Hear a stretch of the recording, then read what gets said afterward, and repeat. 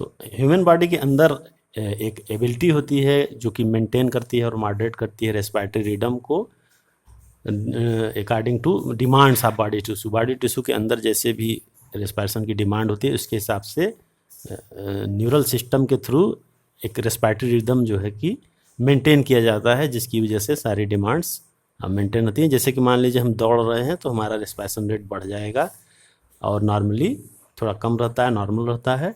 तो वो body demand के हिसाब से हमारी न्यूरल सिस्टम जो है उसको, ब्रेन जो है उसको कंट्रोल करता है। तो इसके लिए जो मेनली सेंटर होता है, स्पेशलाइज सेंटर होता है, वो मेडुला रीजन या मेडुला ऑब्लांगेटा में होता है, जिसको हम लोग बोलते हैं रेस्पिरेटरी रिदम सेंटर। और ये primarily responsible for regulation, normally जो रेगुलेशन करता है वो respiratory rhythm centre present in medulla oblongata region में प्रेजेंट होता है।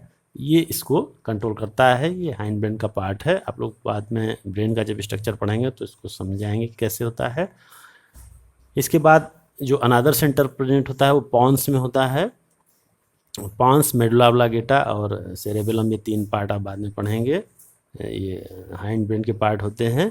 तो ये जो होता है पॉन्स, इसमें जो होता है ये आपका न्यूमोटैक्सिक सेंटर इसमें होते हैं, जो कि मॉडरेट कर सकते हैं function of respiratory rhythm centre को, ये मॉडरेट करते हैं।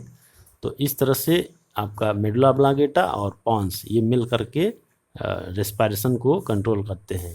इसके अलावा एक chemo sensitive area is situated rhythm centre which is highly sensitive to CO2 and hydrogen ions.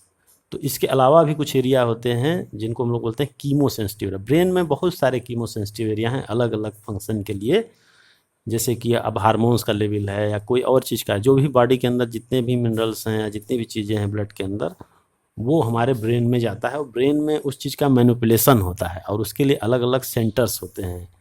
इन्हीं मेडुला ऑब्लांगेटा और पॉन्स और ये जो भी पार्ट हैं, तो उनको देखते हैं कि वहाँ पे कितना लेवल है, उसके हिसाब से फिर हार्मोन्स का या फिर न्यूरॉन्स को स्टिमुलेट करते हैं कि उस फंक्शन को कराना है। तो ये चीज़ें होती हैं जो कि ब्रेन में जब ब्लड हमारा जाता है तो उसका पूरा वहाँ पे इन्वेस्टिगेशन होता है, एक तरह से कह लेते हैं कि उसका एग्जामिनेशन होता है कि इसमें क्या चीज़ कितना है। उसके हिसाब से फिर ब्रेन जो है एक्टिव होता है। वो जो डिफरेंट सेंटर हैं वो डिफरेंट सेंटर एक्टिवेट होते हैं और उस तरह के सिग्नल्स बॉडी में क्रिएट करते हैं कि उस आर्गन को एक्टिवेट करते हैं ताकि उस फंक्शन को वो कर सकते हैं, एडजस्टमेंट कराते हैं, है ना। तो इसी तरह से कोई भी जैसे CO2 का अगर या हाइड्रोजन आयन का कंसंट्रेशन ब्लड में बढ़ रहा है तो जो रेस्पिरेटरी रिदम सेंटर है वो एक्टिवेट हो जाएगा और एक्टिवेट करके फिर रेस्पिरेटरी सिस्टम को वो स्टिमुलेट करेगा या उसको सिग्नल क्रिएट करेगा कि उस चीज़ को मेंटेन करेंगे। इसके अलावा receptors associated with aortic arch और carotid artery also can recognise CO2 and hydrogen ion concentration. कुछ और भी प्लेसेस होते हैं एओर्टिक आर्च और कैरोटिड आर्टरी, जिसका आप लोग डिस्क्रिप्शन पढ़ेंगे। कार्डियोवैस्कुलर सिस्टम जब आप पढ़ लेंगे तब इस चीज़ को आप समझ पाएंगे कि ये क्या चीज़ होता है। बस इतना जानिए कि हार्ट से निकलने वाली जो आर्टरीज हैं उनमें कुछ सेंटर्स होते हैं, कुछ रिसेप्टर्स होते हैं जो कि ब्लड के अंदर कार्बन डाइऑक्साइड और हाइड्रोजन आयन के लेवल को जज करते हैं और जज करने के हिसाब से बॉडी को स्टिमुलेट करते हैं। लेकिन इसका डिटेल आप लोग कार्डियोवैस्कुलर सिस्टम में पढ़ेंगे कि ये किस तरह से होता है।